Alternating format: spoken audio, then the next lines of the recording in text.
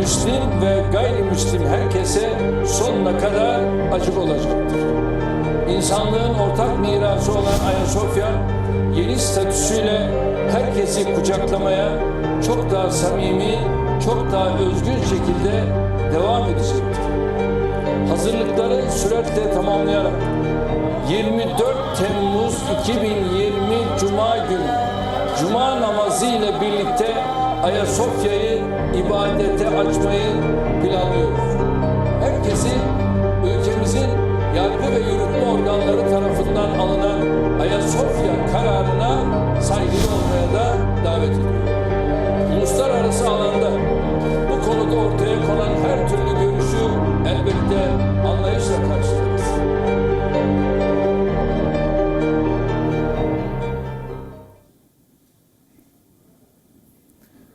It was born as a church, an icon of the Byzantine Empire. It was converted into a mosque, the pride of the Ottoman Turks. It was then declared a museum, a symbol of Turkish secularism. It is now witnessing another transformation. The Hagia Sophia has once again been declared a mosque. On the 24th of July, this monument will open its doors to worshippers. The first Friday prayers will be held inside this structure. This is a decision which has undone the foundations of the Turkish secular state. The world is speaking up against it, but India has chosen to remain silent. So in the next 4 minutes, we'll tell you why New Delhi should take a stand, why it is important to object to the conversion of the Hagia Sophia into a mosque. I'll start with the decision first. 3 days back, the Council of State, Turkey's highest administrative court, unanimously revoked a 1934 cabinet decision which made the Hagia Sophia a museum. The Turkish President, Recep Tayyip Erdogan, then signed a decree ordering the conversion of this museum into a mosque. As the news spread, condemnation started pouring in. From UNESCO to the European Union, from the Russian Orthodox Church to the Vatican, almost everyone has protested this. UNESCO has called the move, quote-unquote, regrettable.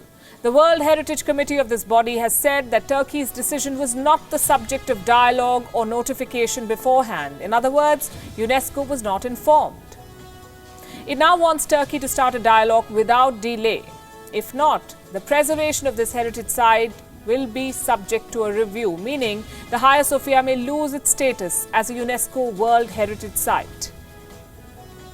The European Union has expressed similar disappointment. The foreign policy chief of the EU has said, and I quote, "The ruling by the Turkish Council of State to overturn one of modern Turkey's landmark decisions and President Erdogan's decision to place the monument under the management of the Religious Affairs Presidency is regrettable."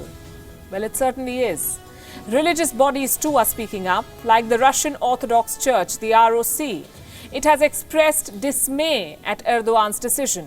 And without mincing words, it has said, and I quote, "The concern of millions of Christians has not been heard. The court ruling shows that all calls for the need for extreme delicacy in this matter were ignored." And then we have the Pope, the chief pastor, the supreme pontiff of the worldwide Catholic Church. Unlike his grand titles, his message was rather short. Pope Francis had this to say about the Hagia Sophia. My thoughts go out to Istanbul.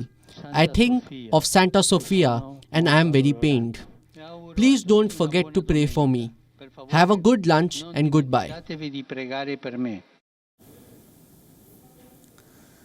Well, the list of those against Turkey's decision does not end there. The United States, France, Russia, Cyprus, Greece, several other countries have spoken against Turkey, against the religious nationalism of Recep Tayyip Erdogan. This list, however, does not include India because India has not spoken a word. In fact, New Delhi is yet to acknowledge Turkey's decision. Now remember this, the Turkish president has never wasted an opportunity to slam India. He has repeatedly questioned India's secular credentials. And now he's converted a museum into a mosque. Why shouldn't India raise a voice?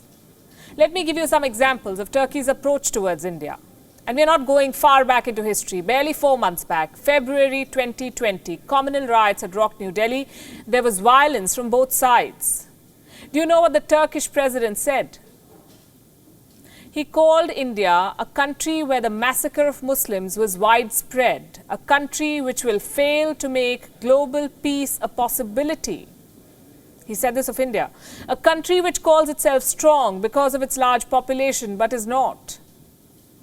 These are the words of the Turkish president, and don't even get me started on Erdogan's activism on Kashmir. The same month, February 2020, the Turkish president travelled to Pakistan. He addressed a joint session of the Pakistan parliament and tried justifying Islamabad's cross-border terrorism in Kashmir. He accused India of making Kashmiris suffer. On both these occasions, the Indian Foreign Ministry came down heavily on the Turkish president. The MEA said, and I quote, "These remarks reflect neither an understanding of history nor of the conduct of diplomacy. They distort events of the past to advance a narrow-minded view of the present." The statement may be meant for Erdogan's remarks on Kashmir, but it also applies to his current decision. By converting the Hagia Sophia into a mosque, Erdogan is distorting events of the past. The Hagia Sophia was never built to be a mosque. He's also advancing a narrow-minded view of the present. Istanbul is not short of mosque. It never was. The conversion of this one, of Hagia Sophia, is mired in politics. It is meant to secure Erdogan's political future, and it may just mark the beginning of Turkey's shift away from a secular society to an authoritarian Islamic society. A shift that leaves Erdogan with no moral right whatsoever to point fingers at others, least of all at India.